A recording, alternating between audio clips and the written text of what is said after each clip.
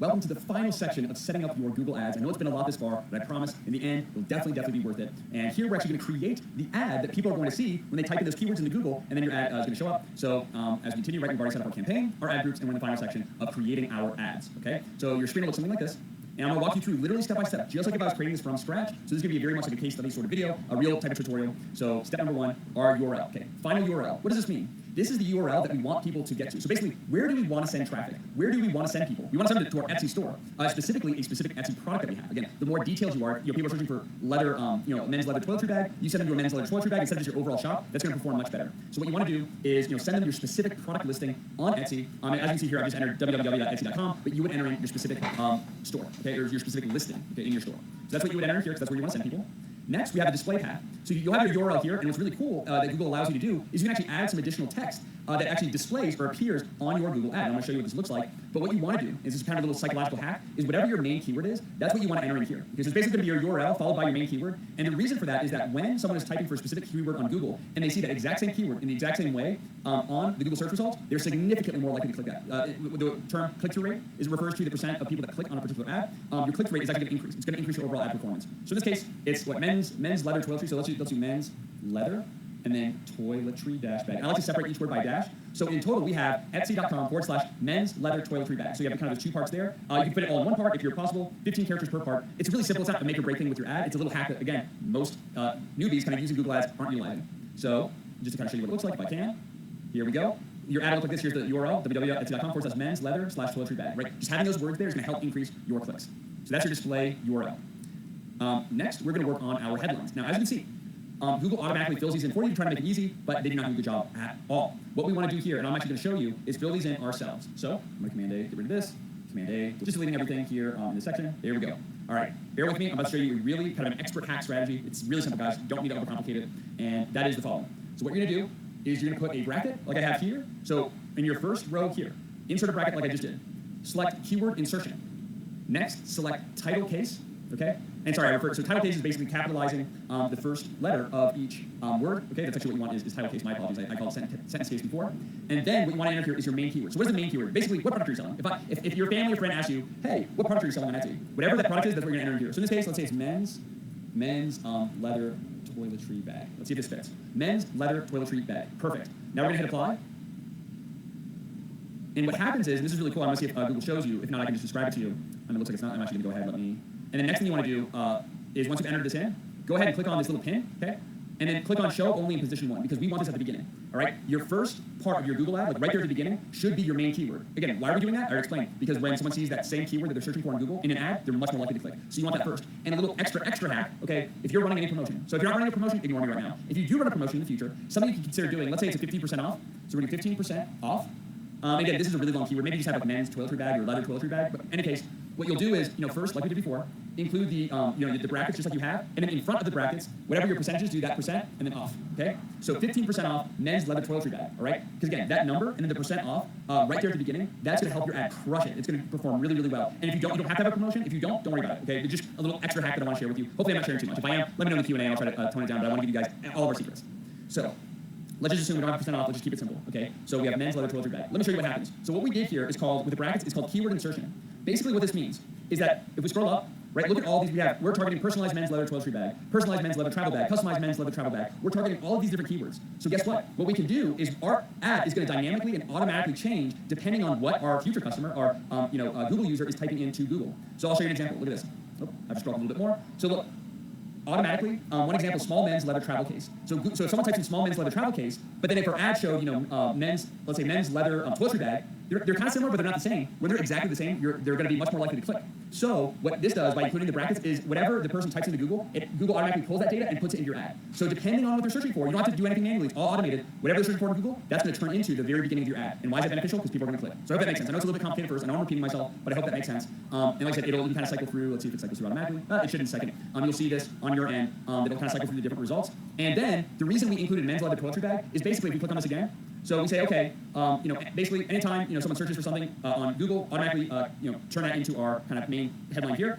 If not, if it's like a super long phrase or if there's any kind of issue with that phrase, Google will default, that's why it's called default text, back to this text. So if it's like super long, for example, and then it's, you only have 30 characters, So if it's longer than 30 characters, Google is going to default back to men's leather toiletry bag. And again, it's a very relevant keyword, so it's totally fine. So this is, like seriously, this is such an expert hack. This is seriously going to help your Google ads so much, and very few people talk about it. So I think I hit on that enough. You're going to pin that at the top. You're good to go. Next, what we're going to do is we're going to fill out these other headlines here with some of our features and our benefits. So what I want to encourage you to do is we're not going to have 10 different headlines. I don't recommend that. What I would recommend is having a few to several headlines, less than 10.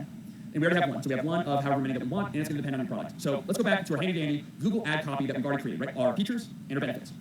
All right? On this list, think about, and I would encourage you, think about like the top 7 most important things. Well, actually, really, the top 6. So maybe the top 3 features, the top 3 benefits on your list. Honestly, think about your customer. Think about, okay, if I was going to go on Google and I was going to buy this product, or I'm considering buying this product, like what would really convince me to buy? Like what would make me click on this ad over anybody else? Like what's the most strongest, powerful? Again, because you want to put kind of like each of these benefits and features are kind of like soldiers. You want to put your best soldiers out there because the soldiers are going to, well, they're not going to kill anybody, but they're going to crush it. They're going to bring back the profit. So you want to put your best soldiers out there. So just think like your customer, spend a little bit of time thinking, and I'll give you a couple of tips for what has performed historically. So let's go to here, headline 1. Let's see, 100% free shipping. That's really powerful just in general for e-commerce. Really, really powerful. People want to know it's free shipping. Awesome. I'm definitely going to be more likely to click. Something else? I'll show you. 30-day money back promise. Now I can't put guarantee because it fills out the space too much. I believe, actually, I'm going to try it again. If I can remember how to spell it. Guarantee. Oh, no, it's because, yeah, never mind. You can't put guarantee, but yeah, 30-day back promise or 30-day money back guarantee. Make sure, of course, everything's spelled correctly. That's just another side tip, of course. Those work really, really well. Obviously, you want some that are product specific. So maybe like, oh, here's one. Make his day for just $20, right? So let's say you're selling, let's say it's like $15.99. Boom. Again, having those numbers in there, a lot of e-commerce sellers are really afraid of putting price point in any of their advertising. The key of advertising is to get the right people to click on your ad and the wrong people to not click. Because remember, we're paying every time someone clicks on our ad, okay? That's what, cost per click, that's why we have the 25 cents before. So we only want the right people clicking. If we have a bunch of cheapskates that are looking for products, we don't want them. We want to sell a premium product. We want people buying full price. So I do recommend, if it makes sense somewhere, you don't have to force it, but have your price point somewhere, maybe in one of the headlines, somewhere in the description, which I'll show you here in the next section. Because we don't want the wrong people clicking. If someone's like, that's way too expensive, good. Because guess what? If they clicked on our ad and then found out later, we just wasted our money. So it's good idea to kind of keep. And again, what's the benefit, right? Make his day for just $15.99 or for only $15.99. I like only better, so I'm gonna change that. Wow, really powerful statement, right? Benefits based, make his day, make his day or your money back, things like that. So we have 4 benefits. Let's do like, maybe 1, maybe 2 more. Maybe let's do like premium. You can even do premium quality extra space. So you can actually take 2. Sometimes it's a little bit shorter, like premium quality leather, or you could even just be premium quality leather, for example, right? Or you can merge the 2 together, whatever. Just in certain cases, if you have really short characters, you can kind of merge together. In general, you do want to kind of reach more of that 30 mark, that 30 characters that you have, because that's going to help your ad stand out a little bit more in general, but not all the time. As you can see, this one's 18. That's totally fine, right? As long, again, the key is at the end of this, you kind of preview here. So we've entered in, this is good enough. These are actually plenty of headlines. Like I said, I recommend 7, but this is really good. Just these 5 are great. And as you can see here, let me scroll down again.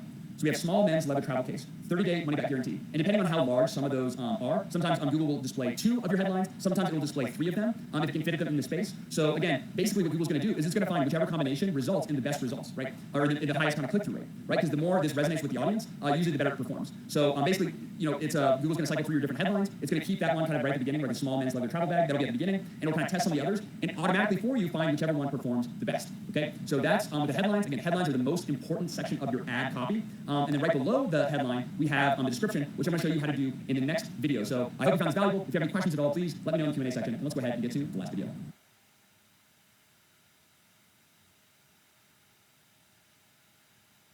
And the final part of a Google search ad copy is the description section. And as you can see, we have the website, which we've already done, the headlines, which we've already completed, and now this is all that's left is the description. Now, the description section is important, but it's not as important as your headline, so don't worry about it as much. If you're going to put more effort, definitely put it into the headline, but keeping in mind, it is definitely still important. You definitely want to make sure you're utilizing the space to the best of your ability. But to keep things simple, we're only going to create 2 lines of description, which work really, really well. So basically, you can create a maximum of 2 lines, so we want to make sure that we maximize that space, and we have for each a maximum of 90 characters to use. So we actually have a lot more space than our headlines, and I'm going to show you and literally go through, just like if I was setting up this ad for one of my own products, exactly how I would structure it in a way that I found converts the best. First, just like we did before with the headlines, Command A, we're deleting all the pre-filled text here because we want to create our own, okay?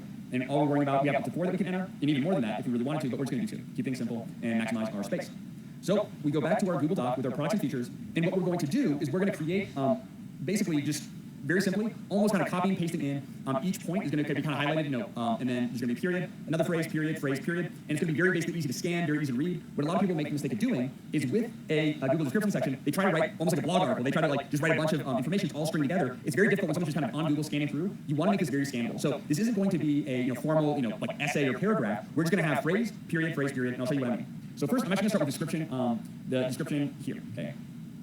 Actually, it doesn't really matter where it is, but I'll show you in a second. Okay. So just a few things. We've already kind of gone back through this. Let's say what are some different benefits or features of our product that's important to our customer. Let's say 100% free US shipping, shop, selling fast, shop now, okay? Oh, by the way, I'm gonna make this, the reason I did this is I'm gonna make this description that I'm working on only show up in position 2, and I'm gonna show you why. So if you have any familiarity with digital marketing or marketing in general, it's a very good idea at the end of a description to include a call to action. What is a call to action? Basically think about what do you want people to do. It's either with a blog content or YouTube video or on your Etsy store or with this Google ad. What do you want them to do? Well, we want them to buy. We want them to shop now. So whatever action you want your audience to take, that's what you write in at the end. So I usually like to have something like, right here at the end, that's why I included it here and I want to highlight, selling fast, shop now. So kind of selling fast, right? Assuming your product is selling fast, don't lie, but I would assume hopefully it is selling quickly, or if there is limited in supply, which for every physical product it usually is. So make sure you kind of have that scarcity where it's like, hey, selling fast, shop now. And you've likely seen this in other places, and the reason you've seen other successful online stores do this is because it works. So I like to have this, I kind of pin this as the second description, because basically that just means that this will always show up in the second description if I have other variants, because I want that to kind of be at the end. That's the last thing that they see, but you don't have to just leave it unpinned. Really, not a big difference. I'm just trying to show you all the knowledge and all the information that I have. But yeah, I always like to have this at the very end. Selling fast, shop now,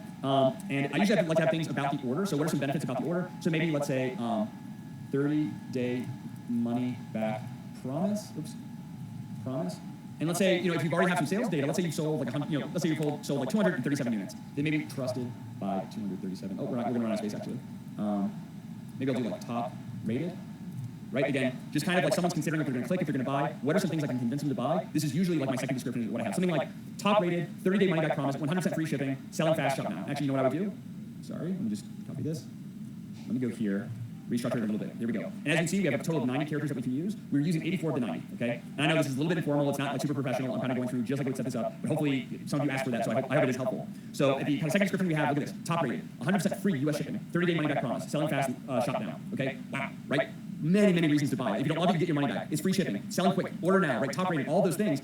That's really going to help convince someone to ultimately purchase. And what's great is this is a free, easy template that you can copy and paste for your own product that works really well overall in general. And of course, please feel free to customize for your product specifically, and you can create more descriptions if you like. So we have 2 descriptions that we create. We've now created one of them, which is going to be kind of number 2. So let's go ahead and create description number 1 now. I just did number 2 because it's a little bit easier to copy and paste. For number 1, for me, it's more customized to my specific product, so it's not as easy to just kind of copy and paste for you.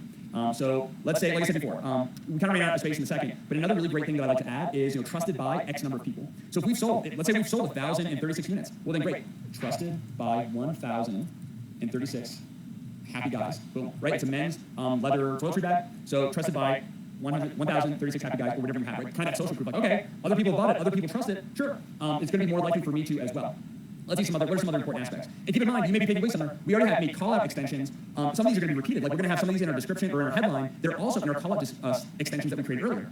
And the reality is, yes, that's true, and that's great. If you've ever heard the phrase preaching to the choir, right? Preaching to the choir because they've lost their melody, right? Just because you say something once doesn't mean that someone's going to remember it. Just because you read a book once doesn't mean, okay, good, I'm never going to read this book again. I'm telling you, if you read through the Bible one time and you go back a second time, you're going to be like, it's like I'm reading this for the first time. There's so much information and knowledge. It's the same thing with Google Ads somewhat.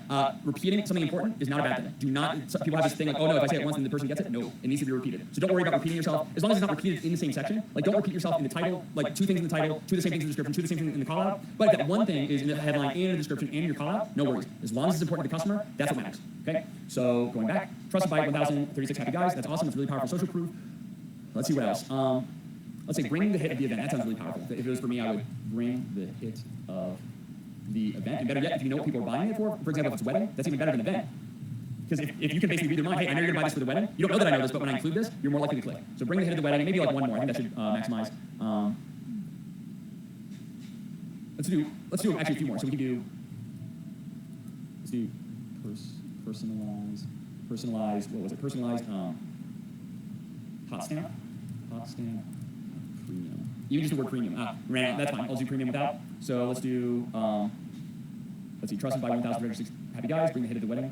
Or maybe we just do, bring the hit of the wedding.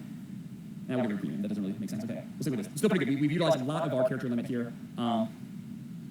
Let's put personalized hot stamp at the beginning. It sounds a little bit better. Basically, in general, what you want to do is, and this is kind of the process that you'll go through in filling this out, try to put whatever you believe or what you know for a fact is most important to the customer. That's obviously what you want to put in your description. And then obviously in this example, it's a hypothetical, so I don't know my audience because it's a made-up audience. But put whatever's most important first. So whatever thing is going to catch their eye first, put that there, and then followed by some of these other points. And for me, it's like personalized hot stamp, trusted by 1,036 happy guys, bring the hit of the wedding. I mean, this is really speaking to me. I'm like, okay, I really want this product. I really want to buy. Like, if I don't love it, I get my money back. It's free shipping. Selling quick, I need to act fast. all this together, I mean, think about it. You're much more likely, instead of just kind of talking about your product made of, premium quality leather and whatever, right? Just these long kind of features. You're just kind of hitting it quick, boom, boom, boom, boom. Very easy to scan. You're really going to increase your likelihood of someone clicking. If you really want to, if you're like, Summer, I just want to test another headline, please, by all means, at a minimum, do 2. But if you're like, I wonder if there's another headline or something, maybe a different order that I could test, what you can do is just copy this, create a new description, and maybe instead you want to do like a different order, right? And let's put this at the end instead, see if that performs differently. Go ahead, I would actually recommend that you do that. And again, Google's automatically, they're only going to show 2 of the descriptions, but they're going to cycle through to find which one of these is ultimately the best performing, okay? So you can create, up to 4 here, so go ahead and do that if you want, but at least 2, and you should be good.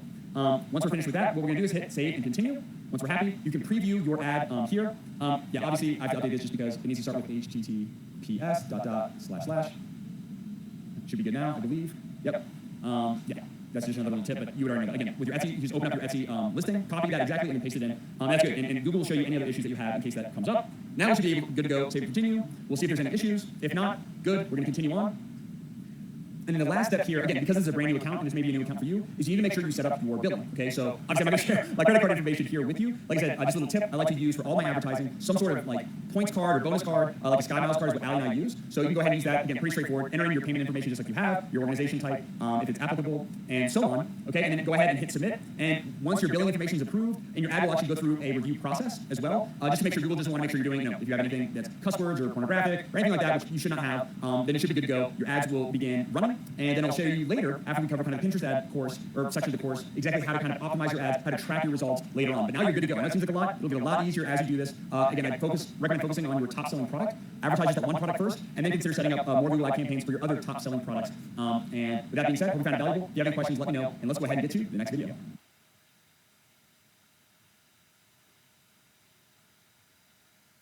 In this video, I'm going to share with you a little expert hack of a Google ad campaign that can be very, very, very profitable that I recommend that every seller consider setting up. Okay, so basically, think about this logically. How many times have you gone to Google or Etsy or Amazon or anywhere else and you've searched for a product or some information or whatever and you've misspelled whatever you're searching for, right? It wasn't in the exact perfect spelling, right? It's happened to every single human being that has ever used a search engine.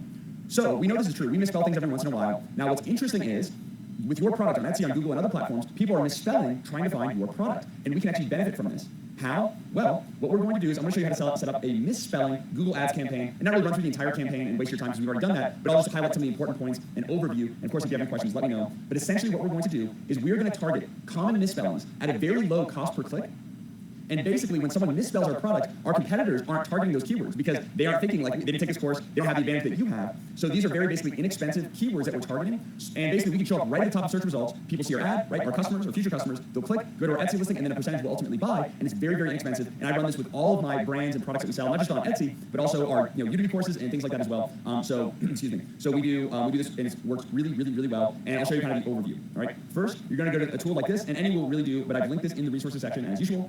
It's called adresults.com/tools/keyword-typo-generator. You can just type in keyword typo generator in Google, and you'll get to a tool like this. Next, what you're going to do is take your most common or your top keyword. What is your top keyword for your Etsy product? Well, think about if you were to say, if your friends ask you, hey, what do you sell on Etsy? And whatever your response is, that's the keyword that you want to use, right? It's going to be the most common what most people think about your product. In this case, going along with our example, it is men's leather toiletry bag. Okay, let's say that's our main keyword. So men's leather toiletry bag. What we're going to do is go ahead and select all of these. Okay, well, actually all except for extra space. So skip letter, double letters, reverse, and extra. And then we're going to scroll down. Simply click on generate typos. Give the tool a second. And as you can see here, we have all of these very common misspellings. Men's leather toiletry bag, men's leather oiletry bag, men's leather tilletry bag, etc. Okay. So, and you can see there's literally hundreds. That's the key, because each of these keywords on their own doesn't generate a lot of search volume or a lot of sales. But when you target all of them at a low bid, it averages out and it can actually come to some substantial sales. So what we're going to do is we're going to copy all these keywords. We're going to go back to our handy-dandy keyword match type tool. Again, we've already talked about this, but I've linked this again in the resources as well for your convenience. Go ahead and paste into the first box here, select exact match, and click on make a keyword list. Okay, this is really key. You want to make sure, because if you were to select, for example, let's go back through this. If you were to select broad match, right, and just target as is, then our strategy goes out the window because Google's basically going to ignore the misspelling and just basically realize, okay, these keywords were misspelled. We're going to find like the correct spelling of those keywords or related keywords of the correct spelling. And what that's going to do is basically we're bidding on more competitive keywords. Our goal is to bid on these exact specific keywords. We want to show up when people misspell because it's not very competitive. We're going to be maybe the only advertiser doing this. So that's the whole reason we're doing this. So you want to make sure it's exact match. There you go. And then you're going to copy this final here. That's the key. This is the goal right here. And basically go back through the module.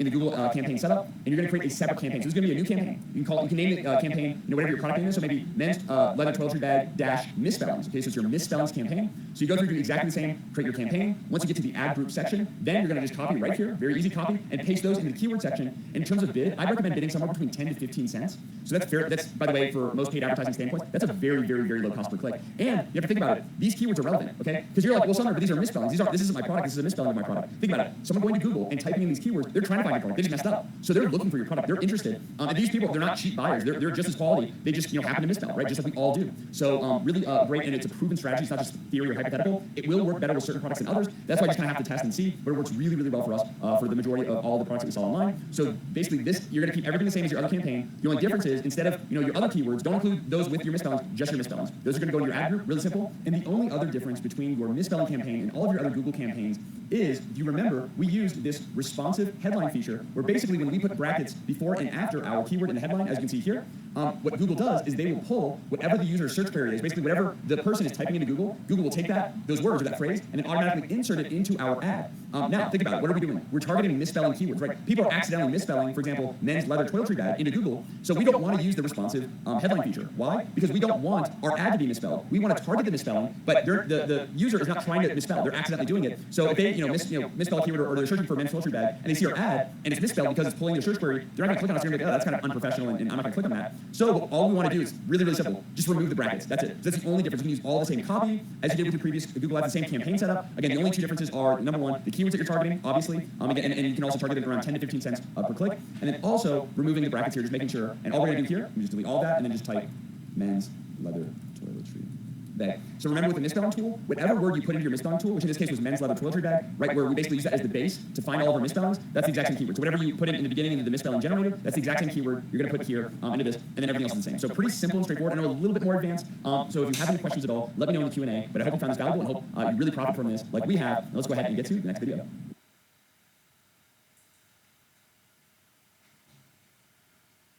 So what makes Pinterest advertising so unique and so advantageous? Well, there are many reasons, but I just want to cover 4 really important points about what makes Pinterest advertising different from other advertising platforms. And number 1 is inexpensive, or relatively inexpensive. Why?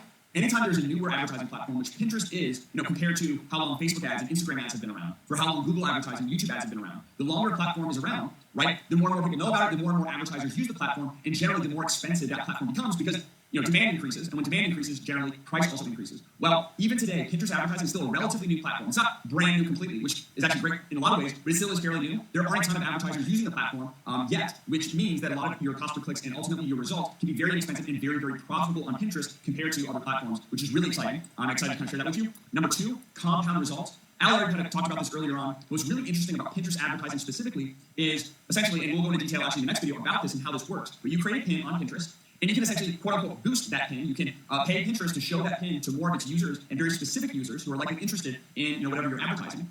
And what happens is, obviously a percentage of people will ultimately click on this pin and ultimately reach the destination that you want to send them. But also a percentage of people who click on this pin will also save this pin. Or maybe they don't click, they just save this to their own board, which is really great because what happens is the longer you advertise on Pinterest, the more saves you'll likely get on the pins that you're advertising. And guess what? If you ever turn off that advertising, you're still going to get compound results and organic results because your pin has been saved to multiple boards. So all those places and all those boards that your pin has been saved is going to get organic search results. Even if it's not a lot, it could be a little bit to quite a significant amount. That's another really fantastic aspect about Pinterest advertising is that you can run campaigns, turn off those campaigns, and then still get organic results, which is really awesome. I love Pinterest for a lot of reasons. This is one of those reasons. Number 3 is buying intent. Pinterest, as a social media platform, has a higher percentage of users who use the platform specifically with buying intent compared to any other social media platform, significantly more than Facebook, more than Google, than YouTube, in terms of the percentage of users who use the platform specifically to buy, which is really incredible. And ultimately, right, if we're ultimately trying to get sales, which I think most of us are, then this is a fantastic platform for you and really unique in that regard. And then number 4, again, this is 4 of many, is detailed targeting. So if you have any familiarity with Facebook ads or Google ads, even if you don't, that's totally fine. For those of you who do know that with Facebook ads, you can target very specific interests, demographic information, etc. And with Google ads, you can target specific keywords. Where with Pinterest, you can actually do both. You can target both specific keywords, which we'll talk about in depth, as well as specific interests. Okay, so you can actually target both keywords and interests. Again, it's kind of this mesh of a social media platform and a search engine, which makes for a really interesting and really effective advertising platform. And again, this may seem a little bit overwhelming, but just kind of want to lay the groundwork for why Pinterest advertising is so unique in case you are newer to the platform. I'm very excited to dive in and share some of my secrets with you. And without further ado, let's go ahead and get into the next video.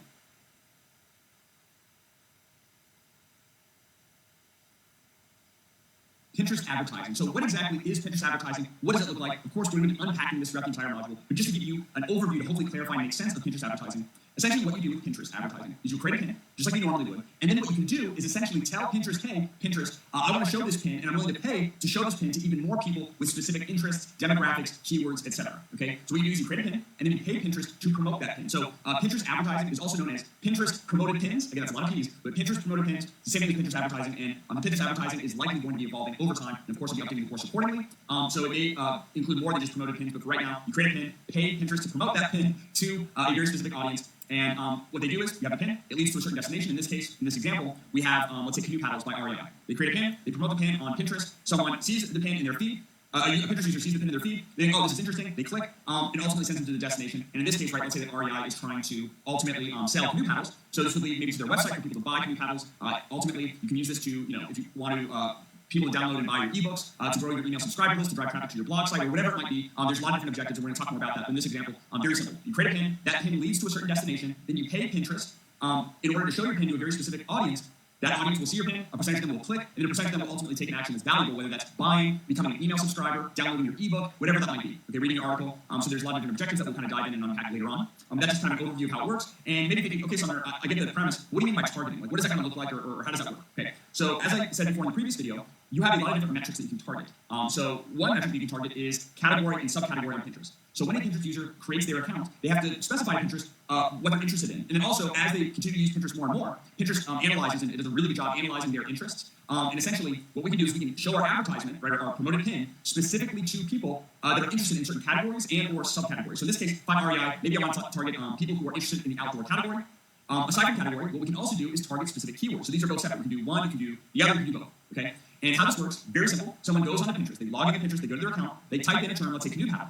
We can tell Pinterest, hey Pinterest, when someone types in canoe paddle, we want our pin to be eligible to show up for that search query. And I'm going to explain what search query is and all these other terms later on, so don't get confused. But someone types in a term into the Pinterest search bar, let's say canoe paddle, we tell Pinterest we want to show up, they type it in, our pin shows up, they're scrolling through, they see it, they're interested, they click, and then ultimately, hopefully, take an action that we want them to take after clicking on our pin, right? Very simple. They type in a keyword, they see our promoted pin, they click, and it goes that way. So you can target keywords, you can target categories, and lastly, kind of mainly, you can also target by age, gender, language, and I'm sorry I'm covering up here, but also geographic location. Okay, so you can specify certain age groups that you want to target. Obviously, gender, if you want to really hone in on one specific gender, if your product or whatever you're trying to advertise is gender specific. Language, obviously, Pinterest is kind of born, and it's the biggest here in the United States, but it's fast growing all around the world, especially in Europe at the moment. So you can target a wide variety of other languages. Even if you're targeting within the United States, you can target very specific languages, and then along with that, also geographic location. There's other targeting that we'll dive into, and like I said, as the Pinterest advertising platform continues to evolve, things are likely to change, and there's going to likely be other ways you can target, but for right now, these are some of the most important. So we have different kind of demographic information, interest, as well as keywords that you can target. You create a pin, tell Pinterest, hey, I want to show this pin, and I'm willing to pay for this pin to be shown to a very specific audience. Your pin is shown. If people are interested in like your pin, which I'll show you how to create a pin that people are interested in, essentially will click and ultimately take an action, and which will get you results. So you pay, and ultimately should see a return on your investment. We'll talk all about that, but hopefully this makes sense. And of course, if you have any questions about this video or any future topics that we cover, be sure to let me know in the comments below. But I'll be doing a lot of work, kind of laying the groundwork before we actually dive into the advertising campaign manager account. So there's going to be a lot of videos before I actually get into Pinterest advertising. So just the actual Pinterest advertising account, I should say. So just keep that in mind. There's going to be a lot of videos before that, but you'll understand why I'm trying to lay the groundwork as best as possible. And like I said, though, if you do have any questions, let me know. Without further ado, let's go ahead and get into the next video.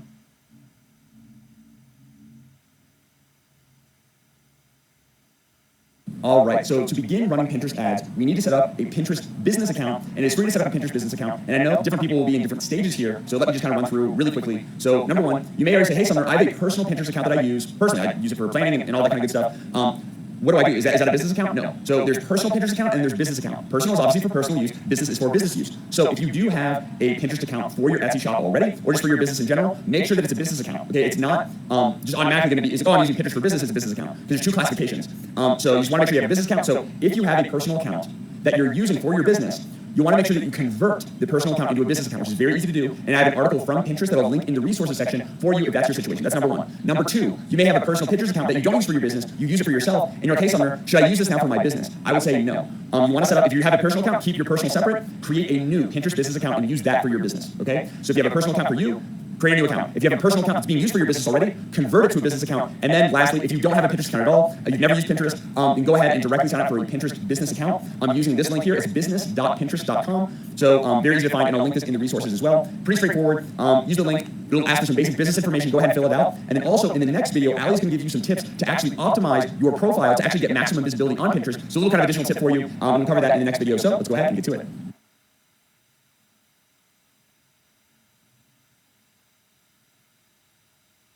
First, we're going to optimize our account and our profile. We'll start by our username, and that's going to determine our Pinterest profile URL, like pinterest.com/username. So you definitely want to be intentional about your username. And like I mentioned before, you should probably match your username with your other social media platforms so it's easier for your followers to find you from one platform to another. Next, we're going to optimize our display name. And then next, we're going to optimize our bio. And then we definitely want to be using relevant keywords here, not only to tell visitors, again, what you do more specifically, but also what they can expect from your account, what type of content they can expect from following your boards. And we want to be very intentional about using keywords here that we found doing our keyword research, because Pinterest definitely looks at our profile description, our bio, to index us for those keywords. So if there are users that are interested in travel and travel destinations, for example, if I have that exact keyword in my bio, then Pinterest will match and recommend our account to those users as well. And then for our bio, there are two ways that you can go about that. Well, there's several ways you can go about that. So you can use 160 characters as of right now, and I would recommend that you either follow this top formula here, especially if you are a business providing a specific service or a specific product, which is I help blank to blank by blank, and then the call to action. And I'm going to show you guys an example. And then second, you can use relevant keywords and keyword phrases and separate them by slashes or dashes, something that it can break up and then not just look like random keywords. And this is probably, second one's probably what we're going to use. We're going to optimize our account together because right now we're not offering a specific service. So we want to make sure we tell them what we're all about in as many relevant keywords as possible, but also what they can expect. And we're going to create this together now. So first we're going to go to our Pinterest account, and then we're going to click on our profile picture and then edit profile. And then I'm actually quickly just going to point out our username. Our username is Summer and Allie because it's also our username and on Pinterest, on Instagram, and the name of our YouTube channel. So I'm going to leave it as is, so that one's already optimized. And then for our display name, again, we're going to do Summer and Allie. And after my keyword research, I'm actually going to change this because there's not a lot of results for travel vloggers. It's mostly for travel vlogs. So I'm going to change this a little bit. So full-time travel is actually better than digital nomads. So I went ahead and optimized the display name, and now let's go ahead to our bio. And again, you have 160 characters here. And like I said, we're going to follow that second option that I suggested. I'm going to start by saying what people can find here, what we're going to be talking about the most. So I would say we want to inspire people. We want to inspire people. We want to give them tips around the travels, like where to go and what to do and all those different things. So I'm going to say travel inspiration, which is a very highly searched keyword, as we saw. Travel inspiration and tips. And then we want to give authority, like who's giving us this travel inspiration and tips. So from full-time world travelers.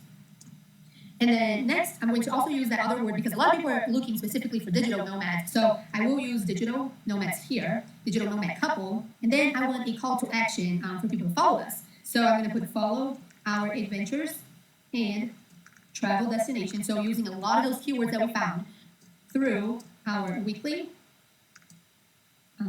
travel vlog.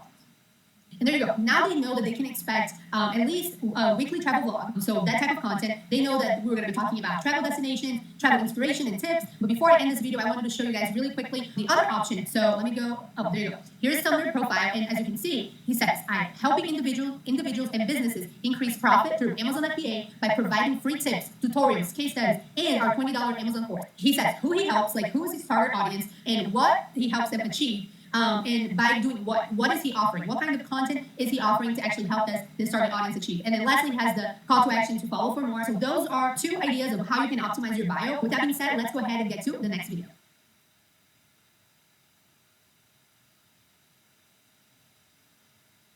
All right, so to have access to the template, you just have to click on the link, and it's going to open and take you straight to that working space that I showed you guys before. And as you can see, hopefully it's very clear that I added this first page because before you do any edits to this template, please stop and make a copy of this file because this is a shareable file. This is a shareable Canva template. And if you start making changes here, it's going to change it for everyone else. So the way you create a copy is you come to File and then click on Make a Copy.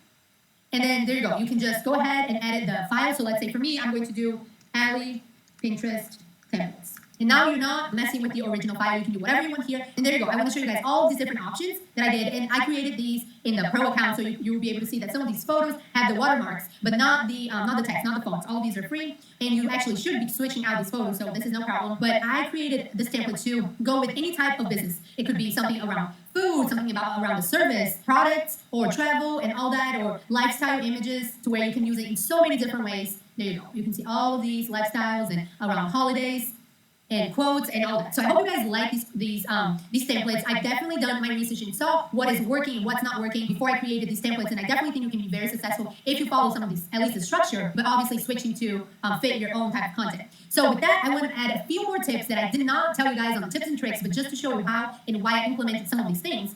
The first one is, you can see in all of these templates, I added room here for you to add your domain. So this is actually not only helpful, but it's advisable that you do this by Pinterest, because one, it gives you extra brand visibility, brand awareness. Someone might actually not save or click your pin right away, but they would see your domain, and then as they see multiple ones, they're like, okay, actually I want to check this out. I've liked a few of these pins already. Or a lot of times these pins take you to a specific page of your domain, of your website, or it takes you to one of your websites. Let's say it takes you to your Instagram account, but you also want to tell people where they can find most amount of content around your brand, which would be your domain. If you don't have a domain, like we don't have it yet, I mean, we just have YouTube, our YouTube channel for now, you can just add your business name. It doesn't have to be a domain. You can just add your business name, like we have been adding to Summer and Alley. But I definitely think it's important, even though sometimes it's very discreet. It's fine, and it should be, because it's not the most important piece of information of that pin. I definitely think you should add, even if it's just your logo or something like that. And then next, another thing that I wanted to show you guys that I like implementing here is that even though I told you guys that you should avoid using scripted fonts, you will see that I use it here in a few instances. The number one, as I mentioned before, I only use it for one, maybe two words at the most. And then two, as I also mentioned, I play with the size. If it is a font that is harder for you to read, and that doesn't go just for scripted fonts, let's say it's just a very thin font,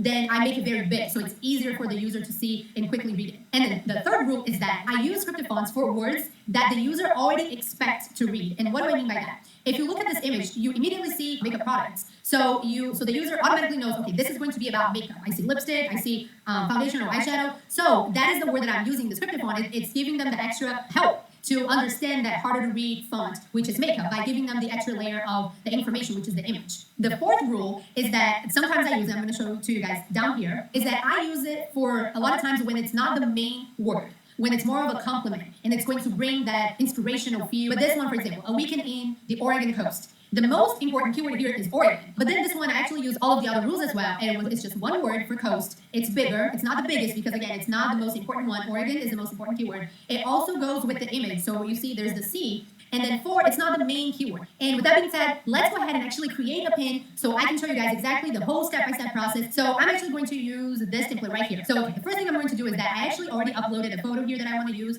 which is this one that we took. And I'm just going to drag it, and then I'm going to double click because I wanted to show this edge here. Okay, and now you can see you can barely read the text, but first I'm going to go ahead and change it and write Floripa, which is another way that people call the island of Florianopolis, and then I'm going to make this text white.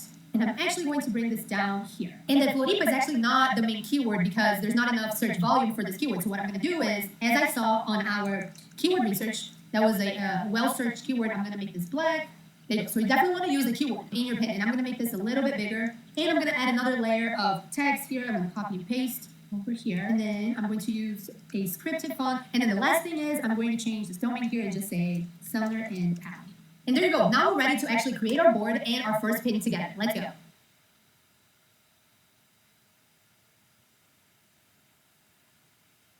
Okay, so we've already created a board, we've already optimized it, so now we're going to create a pin within that board. Actually, before I create the pin, I'm going to go ahead and make this board public. So you just click on the little pencil and then shut off the Keep This Board Secret tab, and then click on Done.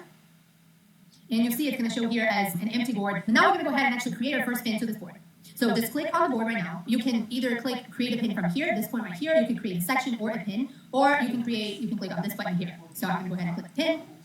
And if you guys remember when I was showing you guys all about board covers, the first pin that we're actually going to pin will be our board cover, because the board cover needs to be one of the pins within your board. And I want to go ahead and get that out of the way and leave that further down as I start pinning more relevant pins to that board. So with that being said, let's go ahead and first get that file and change the metadata of that image. So I went ahead and created this little graphic also using Canva. And what I'm going to do is first change the name of the file. So I want to use the exact keywords I can try to rank for it. So I'm going to change it to Brazil Travel. And then I'm going to change the metadata of this image as well. I'm going to show you guys how it works using Mac. And it's actually easier when you're using a PC than using Mac. You just have to right click and click on properties, I believe. But here we're going to be using photos.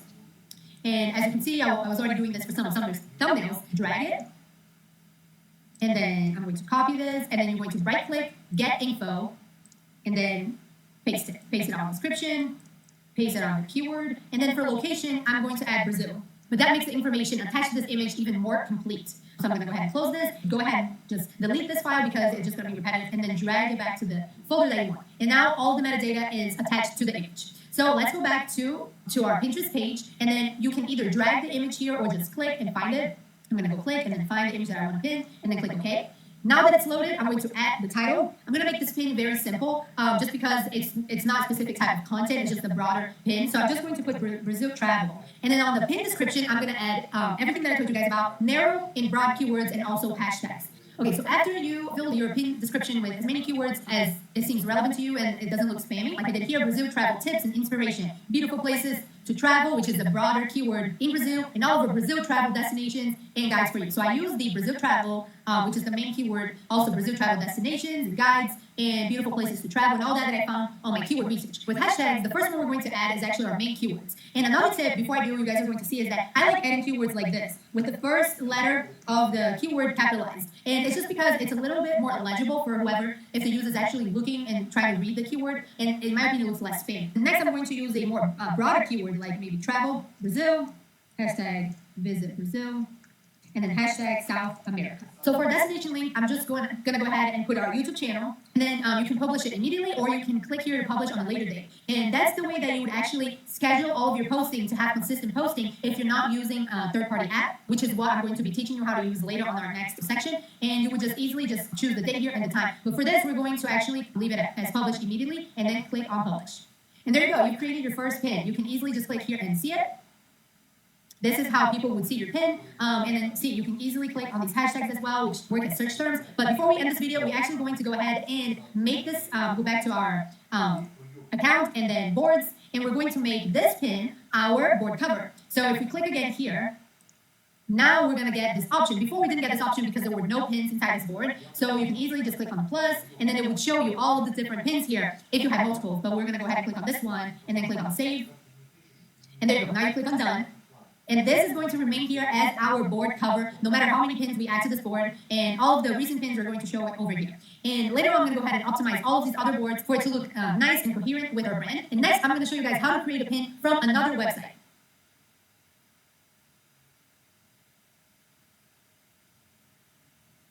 In this video, I'm going to show you how to set up your Pinterest advertising campaigns correctly. Now, keep in mind, in future videos, I'll be walking through with you step-by-step in my own Pinterest advertising account how to actually set up from scratch your first or your next Pinterest advertising campaigns. But the following kind of diagrams and graphs I'm going to show you are going to kind of help give you an overview and something to reference back to helpfully make things a little bit better organized. So without further ado, let's go ahead and get into it. So first, the way that Pinterest advertising is set up, and this is similar also with Facebook ads, with Google ads, with Amazon PPC advertising, and other digital advertising platforms, is kind of have three main groups. Okay, you have your campaign, your ad group level, and then your ad level. So you have kind of three different levels: campaign, ad group, ad. Okay, and basically what these kind of mean, right, is your campaign, you're selecting your objective. Do you want to drive traffic, conversions? Do you want to get views, right? There are multiple different objectives. I'm going to show you which objectives to choose and all of that, which is pretty straightforward, but that's kind of your campaign level, just your overall kind of top level. Then next we get into the targeting, which is your ad group. This is where we select specific keywords, interests, language, gender, your bid, all of that, all the targeting side of things. And then lastly, we have your ad section, which is going to be your creatives. Okay, this is what your audience is ultimately going to see. Okay, so we have kind of campaign, the overview of the objective, the ad group. This is, we're going to select kind of who is going to ultimately see our ads or pins that we're promoting. And then lastly is the actual ad itself. Okay, so that's just kind of the overview, but again, it'll make more sense once we actually go through in future videos. And then in terms of setting up your campaigns, this is my personal strategy. This is the best strategy that I have found yet. And if anything changes, of course, I'll be making update videos in the future. However, with every kind of Pinterest advertising effort, you want to set up two separate campaigns. And by the way, you can have more than two campaigns. This is just kind of the base or the essence, or in the overall structure that I would consider that you follow. Whether you set up two campaigns or multiple, you want to kind of start off with just these two campaigns just to begin. Okay, so the two campaigns are going to be your keyword campaign and your interest campaign. Okay, and like I said, you can have multiple of these type of campaigns. These are the kind of two essential campaigns. So for your keyword campaign, it's going to be really, really simple setup. So you're going to have your campaign, right? Pretty straightforward. You're going to set that up, your objective. Okay, then you're going to have one ad group, and then that one ad group will have 2 different pins, okay? Because when you set up your Pinterest advertising any campaign, you have the ability to select more than 1 pin, okay? What a lot of advertisers do who don't really know any better and just kind of playing around themselves will choose only 1 pin to promote. Where what happens is when you choose 2 pins to promote, 1 pin may perform better and get better results than the other, and you have no idea which one will perform better. So generally, whenever I'm running any kind of Pinterest advertising campaign, I always like to utilize usually 2 pins. If I have a really large budget, then maybe I'll use more. However, even if you have a large budget or a smaller budget, I recommend kind of sticking with 2 so you can clearly see which of the 2 are winners. When you start adding in too many pins or too many ad groups, for example, to a single campaign, and you don't have enough budget, it's going to be difficult to really identify which is the winner because there's not going to be enough data collected. However, even with smaller budgets, you can kind of start off with 2, and within basically, you kind of run for 1 month to 2 months, look back at your analytics, which I'll show you how to do as well in future videos, and see which pin performed better, and then just move forward kind of with that pin, and then maybe switch out the pin that didn't perform as well, and test a new one. So you kind of, you're testing pin A and pin B. Let's say pin B performs better, gets more, ultimately generates more sales or whatever your objective is. Great. We kind of turn off pin A and get rid of it, and then we put in a new pin for pin A, and then kind of test again, and do that every 30 days to 60 days. Okay, so that's your keyword campaign. You're gonna have 1 ad group and then 2 pins for that ad group. And I'll show you how to kind of do all this later. Just something to keep in mind and reference. All right, and to give a little bit more of a specific example, you see the campaign right here. We're going to put in our keywords in the ad group section. Okay, so with Pinterest advertising, you have the ability in the ad group section to target both keywords and interests. Okay, I recommend, this is why we have 2 separate campaigns. One campaign, this keyword campaign, we're going to target our keywords and no interests. In our other campaign, we're going to target interests but no keywords. Okay, because the reason for that is what I found based on my own experience, and I used to run all this together, keywords and interests together in one ad group in one campaign, is I found that interests on Pinterest tend to generate a lot more, sales, impressions, clicks, data. It gets a lot more kind of results faster, and a lot more will eat up more of your budget. Where with your keywords, I found that tends to be, at least right now, for a lot of niches that I'm kind of advertising in, tend to be a little bit less results. It tends to be very, very profitable, but because of that, right? Maybe for your keyword campaign, you're willing to spend, for example, 20 cents, 30 cents, 50 cents a click, where you're only willing to spend, let's say, 11 cents a click for your interests. If everything was mashed together, you can't separate that out. You can't say, hey, Pinterest, I want my keywords to spend, I'm just making this up, 50 cents a click, where my interests, I want 11 cents a click. It's going to just say, you're going to kind of select one bid, it's going to apply to everything. So that's why we're separating things out, is for bid control. Because usually I have a higher bid for my keyword campaign than for my interests. Because with keywords, you're able to target, basically someone goes on Pinterest, they type in very, very specific keywords, and you can get your pin to show up right in front of them. These are people that with high purchase intent, or whatever intent that you have for your objective, searching for keywords actively on Pinterest, boom, that's really, really powerful. And I'm willing to spend more usually because I'm able to get even better ROI from them. So that's why I'm willing to spend more. Where with my interests, still a really great targeting technique.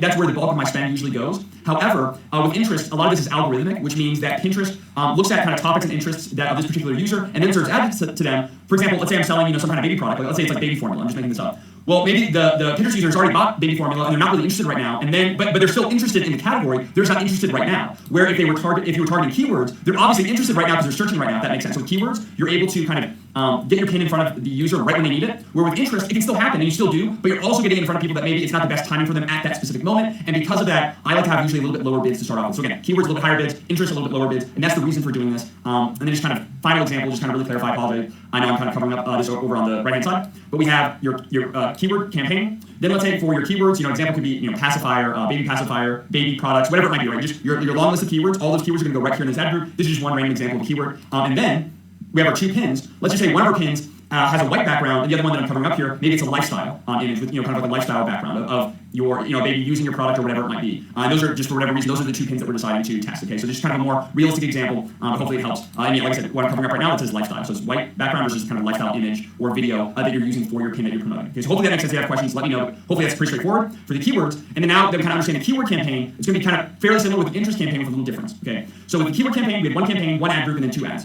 With the interests campaign, you'll have multiple ad groups, which means you can have just 1 ad group or 5, 10 different ad groups or even more potentially. And how it works is you'll have your campaign, right? Your interest campaign. Next, you'll have multiple ad groups. Like you see here, in this case, we have 2 ad groups. We have ad group A and ad group B, okay? Each ad group is going to be a different interest, okay? So and I'll give you an example in the next slide. And then each ad group is going to have pin A and pin B, okay? Now, this doesn't mean that we have 4 different pins. This means we have 2 different pins that are being used in each ad group, okay? So, for example, pin A is going to be used for ad group A, and pin A is going to be used for ad group B, pin A is going to be used for ad group C, and so on for however many ad groups that you have. So it's 1 pin. You don't create a bunch of different pins. It's still 2 pins, and those 2 pins are being used in each ad group, okay? Again, it's still testing to see which pin is going to perform better. And by the way, these 2, pin A and pin B, these are the same pin A and pin B, you can kind of see it here, for our keyword campaign. So these are just 2 pins that you create, really simple. They're being used in multiple places, okay? I know it can kind of seem a little bit complicated, which is why I want to create this diagram. So you have campaign, you have, in this case, 2 ad groups, and you can just kind of get started there, pretty straightforward. And each ad group is going to be a different interest, and then each of those ad groups is going to have 2 different pins that you're A/B testing. To give a little bit more of an example, here we go. We have the campaign with interest A and then interest B. Those are 2 different ad groups. And let's say for our interest ad group number 1, we're targeting the diaper interest. So everyone on Pinterest on Pinterest who has expressed interest in the topic of diapers, that's what we're targeting with our ad group A. And then with ad group B, let's say we're targeting people with the interest of baby food, okay? And then for our pins that we're promoting, we're using our pin with the white background again, our pin with the lifestyle background for the diaper ad group, and we're also using the pin with the white background and the lifestyle background for baby food as well. And by the way, again, it's unlimited how many ad groups you want to include. I have certain campaigns where I have one ad group for my interest campaign, and I have others where I have about probably 7 or so. So it really depends on your niche. There's certain niches, especially in this case, baby. There's a lot of different interests for baby. With others, it might be a little bit more narrow and maybe a little bit more difficult to target, so you may have fewer. And just like how we're A/B testing the pins, how we're kind of testing to see which pin A or pin D is going to perform better, the exact same thing, and it might be even more powerful, is with your ad groups. Okay, so we're kind of doing that where we have 2 separate campaigns and we're trying to see, are our keyword campaign or is our interest campaign going to perform better? But then also within that, which interest is going to perform better? Because you might find that targeting the diapers ad group is killing it, it's highly profitable, it's getting great results, but the baby food ad group is not really performing that well. And maybe what you do is you turn off the baby food group, where again, think about this. If you had one ad group, in that one ad group you were targeting diapers, baby food, baby formula, whatever else it might be, baby shower, all of these different things in the baby category. And you may say overall, oh, it's generating okay results, but it's not really that profitable. Well, guess what? If you were to break out, instead of lumping them all in one ad group, you have different ad groups for each interest.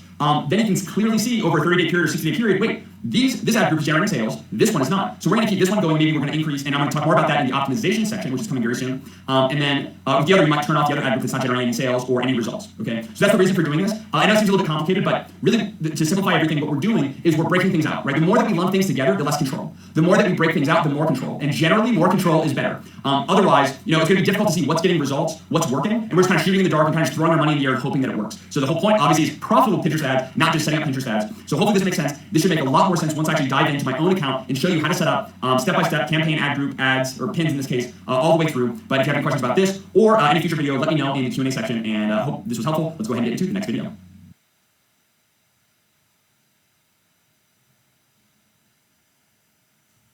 In this video, I'm going to walk you through step-by-step on how to set up your first Pinterest advertising campaign the right way, going through both campaign, ad group, as well as ads. It's really not that complicated.